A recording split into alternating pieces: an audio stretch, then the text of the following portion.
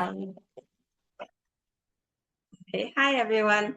I just want to, I'm so excited that I'm here for Joy Strauss and for Alana Schachter because they're good friends of mine.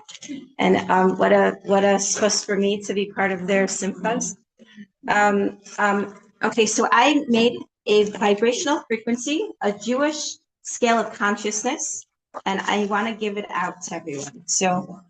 So here, I worked really hard on this. So please take one and pass it on. Okay, so I'm going to explain that after. Okay, so first we're going to talk about the parsha that was in Toldos because I thought it was really a great question. The question is, what the question I have is how many times was there deceiving in this parsha? That there was trickery in the parsha. And it's a great question, right? Because I'm like, I never had anyone ever ask that. So I'm like, you know what? I'm gonna look it up. So I looked it up and there's like 7 times of trickery. Yeah. So the first time was Esav. How was he disciple? Just being him. He was the fact that, let's see, the beginning of the parsha goes that basically Yitzchak and that Abraham passed away, and then what happened? His lineage is Yitzchak with Rivka, and they daven for children, and so it was in the schus of Yitzchak who Hashem listened to, because Rivka came from the family of Rashaim, and Yitzchak came from Tzaddikim.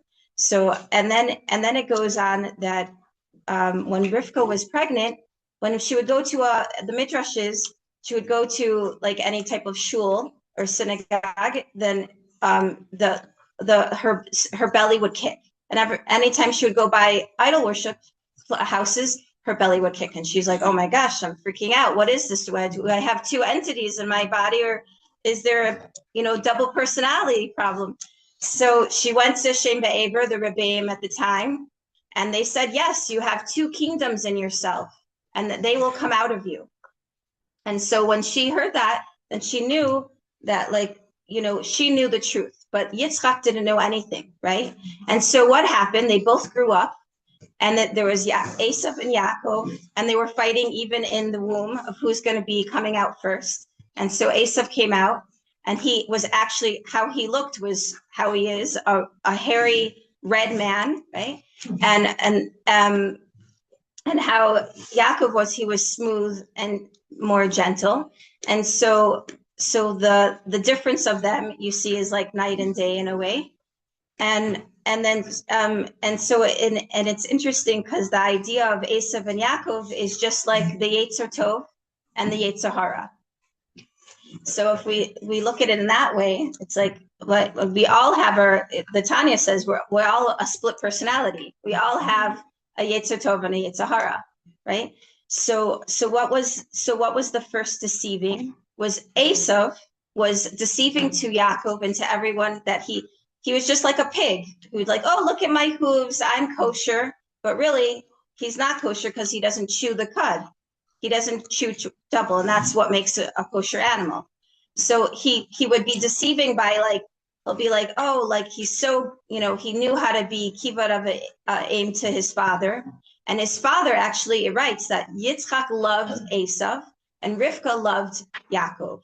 And it shows you how much he was had such kibbut aim. He would make all the right foods for his father, and he would show out. But in the truth, what would he do?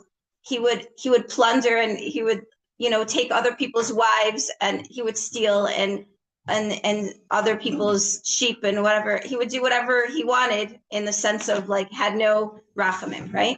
So that was number one. The first deceiving is that he deceived Yitzchak, and because of that, Yitzchak loved him. Yeah. And then the next one, the second, and it's interesting when I noticed the deceiving, it first goes with the Rasha, and then it goes with the Tzaddik. So Yaakov comes in, and he's making a lentil soup because Avram Avinu just passed away, and so Esav comes in. He's like, I'm hungry. Give me that lentil soup. I'm so hungry. Taiva, right? There's nothing other than like whatever he wanted at that moment. And so Yaakov says, sure, just sell me your birthright. So, like, you're not deserving of this. This is how you act. So he's like, yeah, sure. What do I need it anyway? And then he sold the birthright. Okay. So the next deceiving act of Esav was that he married at 40. He's like, oh, I'm going to be just like my father Yitzchak, and I'm going to marry at 40. So what did he do? He took 2 wives, and he got married, even though he was like, had tons of wives before that. But now he actually got married at 40. So what was even though he was so evil, but he took wives. So that was like, deceiving in a way. And so, and then the next deceiving was Rivka, telling Yaakov to deceive his father, because he knew that he was going to give him the blessings of the firstborn. He's like, no, I want you to do it. I don't want Esav to have it. He's like, yeah, but mommy, I'm not hairy. It's like, don't worry, I'm going to take care of it. And if you're cursed, it'll be on me. Right. So this whole deceiving is like planned out. Like it's like, oh, it keeps going in the order of like Rashayim deceiving and then the Tzaddik deceiving, right? It's like interesting.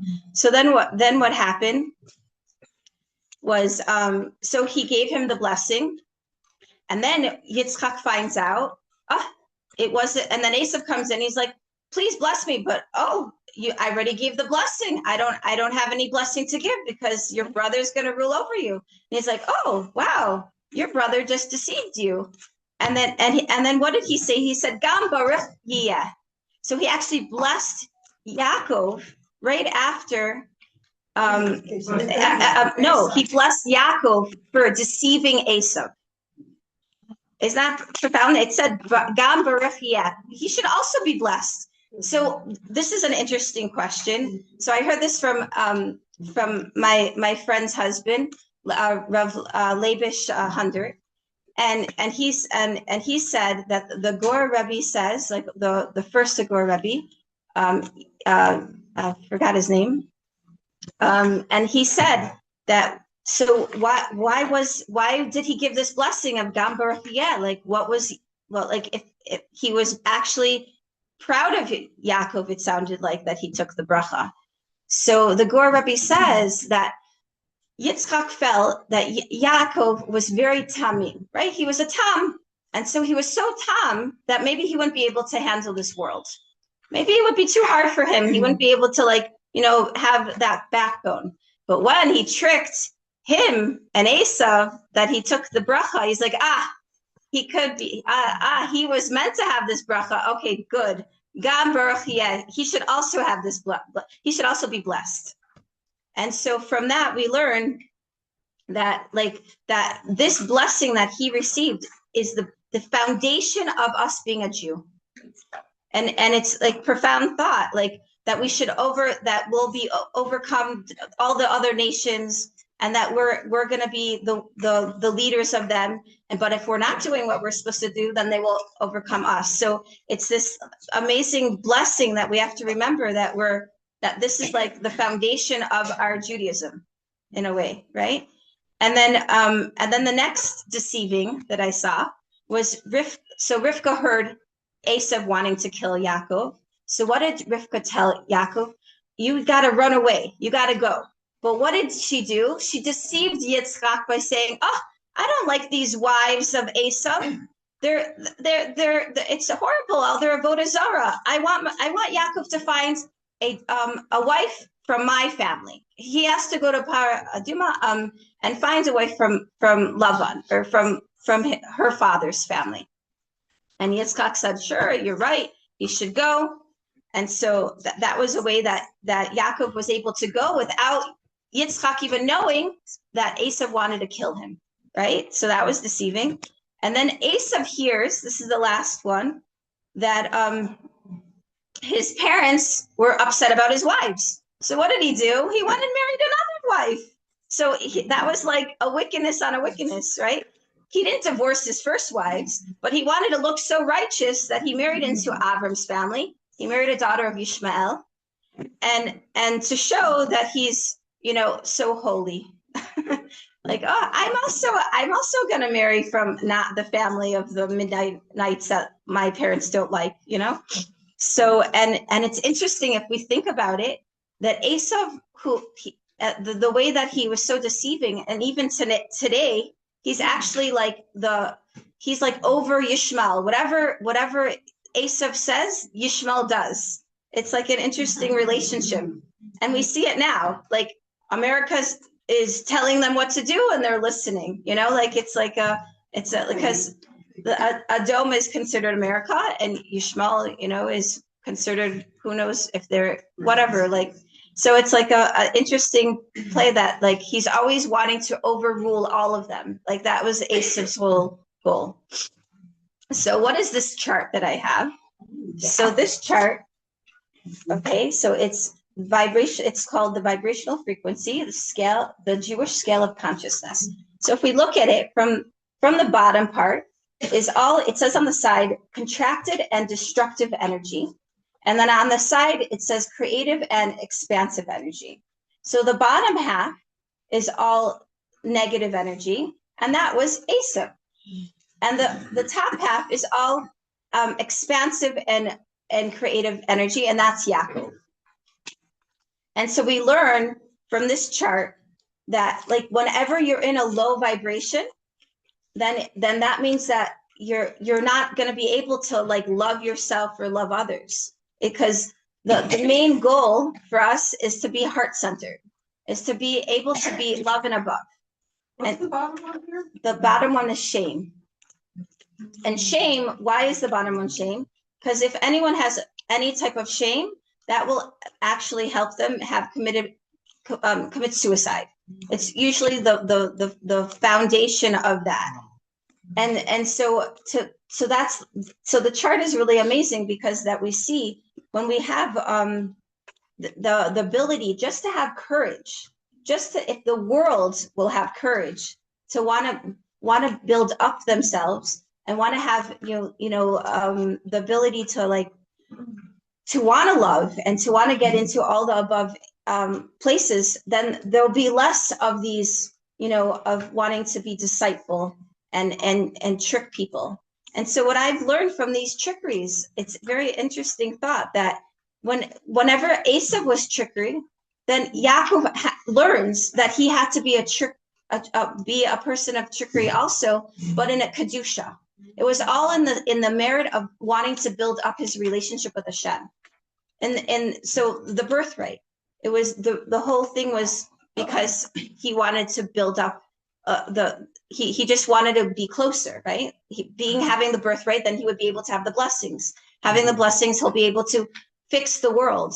And I know the Lubavitcher Rebbe, he writes in his Svarim that what did he say? He said that Yitzchak didn't understand, that he thought that if he gave the blessings to Esav, it'll bring out his sparks. But really, he needed Yaakov to go through Yaakov to bring out his sparks, to bring out his goodness and his real truth. Because really, for being such a low vibration, he could be really, really high if he would overcome it. But because he never wanted to overcome it, so it had to go through Yaakov, because Yaakov had already the high vibration that he could actually bring people from lower to higher. And also, I just wanted to tell you that it was my birthday last Shabbos. Wow. Sarah. Yeah, and I finished all of the sefer, all the books of the Torah. I went every week to shul, and I heard the Torah from the Torah. Wow. The parsha from the Torah, and so it's like a little siyum. So I guess this is my gift for my siyum. And I would read through the Gutnick edition of the Chabad, because it's really good English and it has really nice sparks of Chassidus, and from the Zera Shimshon. And so the Zera Shimshon is a sefer from Shimshon Chaim Nachmani, Rav Shimshon Chaim Nachmani, and he was an 18th century Rav, and he gave a promise: whoever learns his Torahs will have all his children will be around him in health and in wealth and in goodness. So in his schos, Is it like are there any? We are his children because he had none. So Zerah, right? He had no children. His son passed away. His only son passed away. So he gave this promise in that schos. And so I've been learning it for like 4 years now.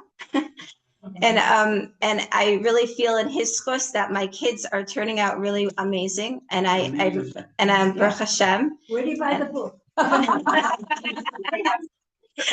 Yeah, it's by Rabbi. It's in. You could get an English edition from Rabbi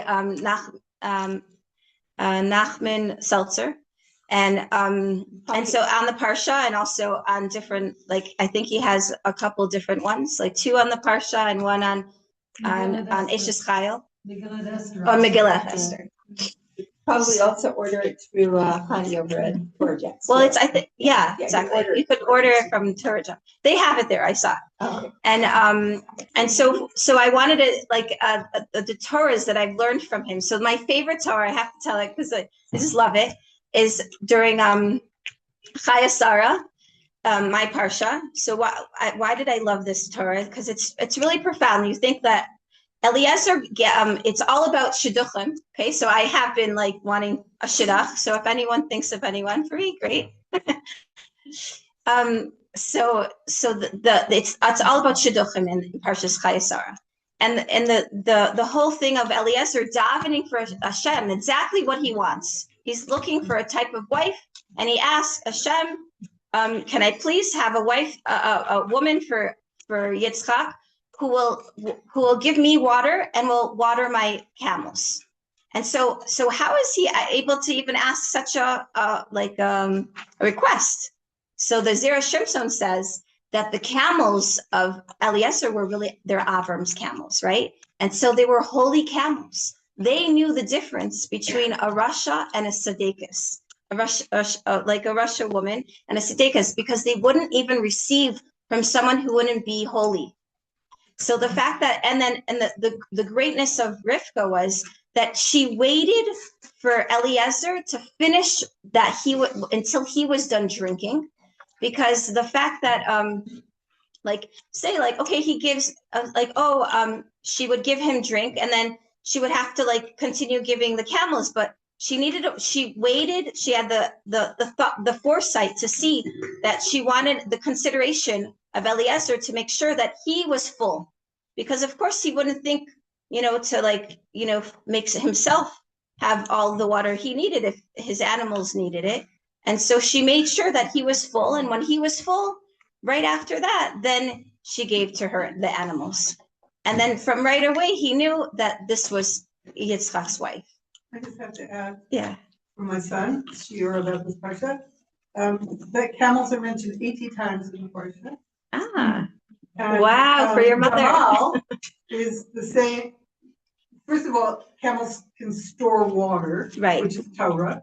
Wow. And Gamal is like Gamil Chesed. It's the same. So therefore, just to add to what she's saying, that they represent the camels. That the camels represent they're 18 times, which is chai, is life, and they store water, which is the form of the idea of Torah, and so the fact that she was giving over water, that she actually really wanted Torah. She wanted to live a life of Torah.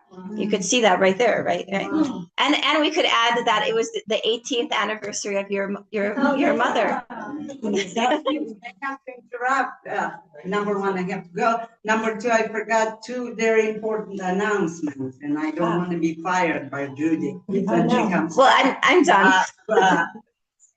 December 8th.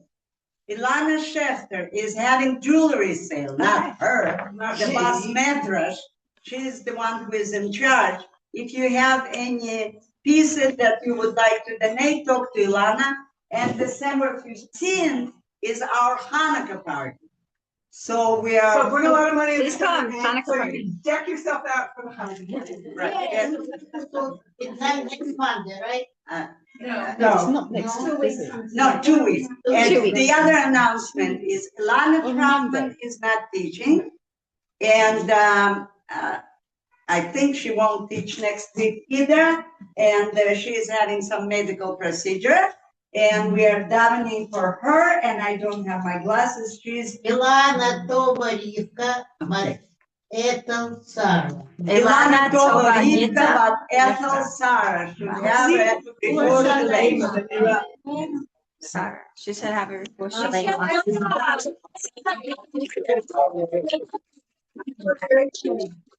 Okay. Grandparents passed away this morning.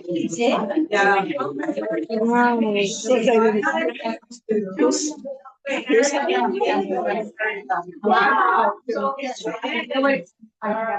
Thank you so much. Bye. That is